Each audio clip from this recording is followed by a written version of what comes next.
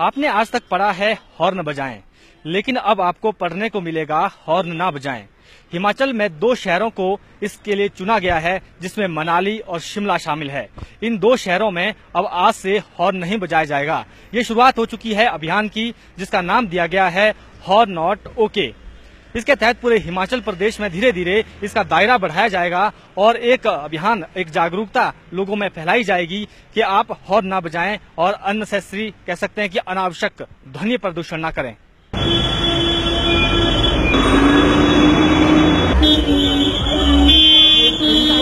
ध्वनि प्रदूषण से बढ़ती बीमारियों की चिंता के बीच प्रदेश सरकार ने शिमला और मनाली में नो हॉकिंग कैंपेन शुरू किया है।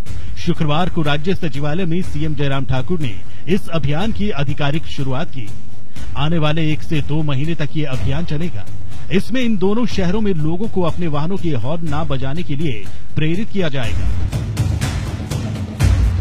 तो हमारे बहुत सबसे ट्रैफिक कंजेशन की दृष्टि से जहां बहुत हमारे लिए बहुत मुश्किल है, उसमें शिमला और मनाली दोनों हमारे जो है अंतर्राष्ट्रीय स्तर पर देश दुनिया में जाने जाते हैं टूरिज्म की दृष्टि से। तो उस दृष्टि से एक कदम हमने और आज ये उठाया है कि इन शहरों में, दोनों शहरों में शुरुआत की जाए कि यहाँ का शोर कम हो तो हॉर्न बंद करना पड़ेगा। अभियान को सफल बनाने के लिए सीएम जयराम ठाकुर ने फैसला किया है कि वे सभी मंत्रियों को पत्र लिखकर आग्रह करेंगे कि अपने चालकों को निर्देश दें कि कहीं पर भी हॉर्न ना बजाएं। इसके अलावा सायरन या हूटर बजाने से भी परहेज करें। हालांकि अग्निशमन वाहन और एम्बुलेंस को इसमें छूट दी गई है। लिखित रूप से मंत्री और विधायकों से इस बात के लिए आग्रह करूंगा, लिखित रूप से पत्र, और अपनी गाड़ी में बैठ करके मैं आज से ही बोल रहा हूं कि शोर नहीं, यानी कि हॉर्न नहीं होगा, तो हॉर्न नहीं बजाएंगे। इस बात के लिए कोशिश करेंगे। हाँ, इस बात को लेकर के मैंने पहले कहा कि आदत का हिस्सा बन गया है सबका, जो चलाने वाला उसका भी हिस्सा बन गया है, और उस कारण से कुछ जगह ऐसी बातें हो सकती है, थोड़ा वक्त लगेगा और मैं उम्मीद करता हूं सब ठीक होगा।